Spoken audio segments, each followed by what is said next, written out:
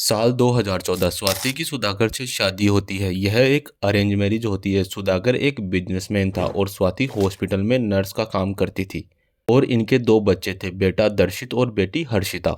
इनकी शादी बहुत अच्छे से चल रही थी। कुछ समय बाद स्वाति के कमर में दर्द होने लगता है तो वह डॉक्टर के पास जाते हैं।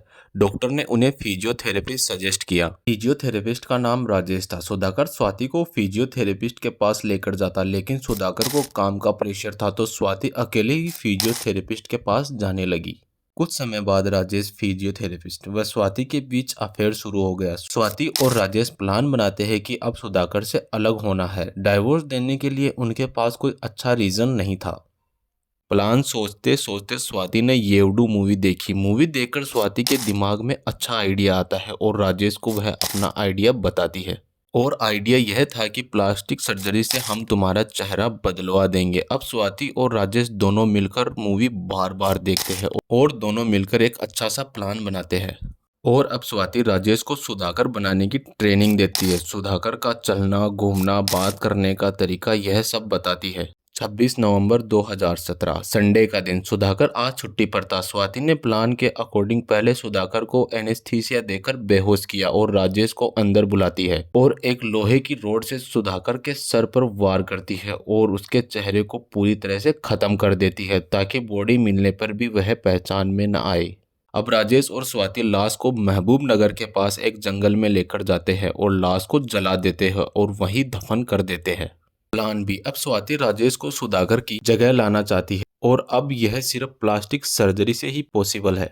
और अब प्लास्टिक सर्जरी कराने के लिए पहले राजेश को चेहरे को खराब करना पड़ेगा। अब स्वाति राजेश को समझाती है कि तुम्हारा थोड़ा सा चेहरा जलाना पड़ेगा, फिर प्लास्टिक सर्जरी से तुम्हारा चेहरा सुधाकर जैसा बना दिया जाएगा। अब राजेश के लिए यह सब आसान नहीं था, लेकिन राजेश इसके लिए मान जाता है। 27 नवंबर 2017 दूसरे दिन स्वाति के बोलने पर राजेश चेहरे को जलाने के लिए मान जाता है। अब स्वाति एसिड राजेश के चेहरे पर डालती है और जब चेहरा पहचानने में नहीं आता है तो वह राजेश को हॉस्पिटल ले आती है। अब स्वाति हॉस्पिटल पहुंचती है और हॉस्पिटल में स्टाफ को बताती है कि यह मेरे हस्बैंड है। कुछ लोगों ने इन पर पेट्रोल डालकर आग लगा दी।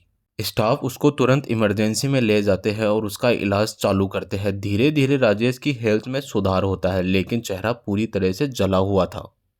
डॉक्टर बताते हैं कि इसके चेहरे को सही व पहले जैसे करने के लिए प्लास्टिक सर्जरी करनी पड़ेगी। इसके लिए स्वाति मान जाती है क्योंकि इनका यह सर्जरी करवाने का प्लान पहले से ही था। स्वाति इस घटना के बारे में सभी फैमिली मेंबर्स को बताती है। सुधाकर की माँ भाई जल्दी से हॉस्पिटल आते हैं और आके देखते हैं कि सुधाकर का चेहरा पूरी तरह से जल गया है और पट्टियों से बंधा हुआ है। थोड़े और दिनों बाद सुधाकर की हेल्थ में थोड़ा सुधार आता है तो डॉक्टर उसे लिक्विड डाइट पर रखते हैं। सुधाकर को मटन सूप बहुत ज्यादा पसंद था। इसके लिए सुधाकर की माँ सुधाकर के लिए मटन सूप बनाकर लाती है और सुधाकर को पिलाने की कोशिश करती है, लेकिन सुधाकर इसे पीने के लिए मना कर देता है। और सुधाकर का भाई सुरेंद्र भी सूप पीने के लिए बोलता है, लेकिन वह सूप नहीं पीता। सूप नहीं पीने पर सुधाकर के भाई सुरेंद्र को थोड़ा शक होता है। अब सुधाकर का भाई सुरेंद्र थोड़ा शक में था तो वह सुधाकर को नोटिस करता है और वह देखता है कि सुधाकर का चलने का तरीका, बैठने का तरीका बहुत अलग हो गया है। अब सुरेंद्र का शक इतना बढ़ गया कि वह सीधा पुलिस के पास जाता है और पुलिस को सारी बात बताता है और बोलता है कि सुधाकर पर जानलेवा हमला होता है और अब तक स्वाति ने एफआईआर नहीं लिखवाई। सुरेंद्र पुलिस को बताता है कि मुझे शक है कि जो हॉस्पिटल में है वह मेरा भाई सुधाकर नहीं है, वह कोई और है। पुलिस वाले यह सुनकर थोड़ा अफसोस करते हैं, लेकिन पुलिस वाले इसके लिए मान जाते हैं। पुलिस इसके लिए एक स्पेशल टीम बनाती है। पुलिस बहुत सावधानी से हॉस्पिटल में एडमिट राजेश के फिंगरप्रिंट ले लेती है और सारे डॉक्यूमेंट से मैच करती है, जैसे आधार कार्ड और अकाउंट। कुछ दिन बाद फिंगरप्रिंट का रिजल्ट आता है। रिजल्ट में आता है कि फिंगरप्रिंट मिसमैच। पुलिस यह देखकर बहुत ज्यादा शॉक हो जाती है। स्वाति के पिता ने तो इलाज के लिए 5 लाख रुपए तक खर्च कर दिए थे। स्वाति और राजेश ने प्लान तो बहुत अच्छा बनाया था, लेकिन उन्होंने यह नहीं सोचा कि चेहरा ही सब कुछ नहीं होता है। बहुत सी चीजें हैं जो लाइफ से जुड़ी हुई होती है। Thank you for watching.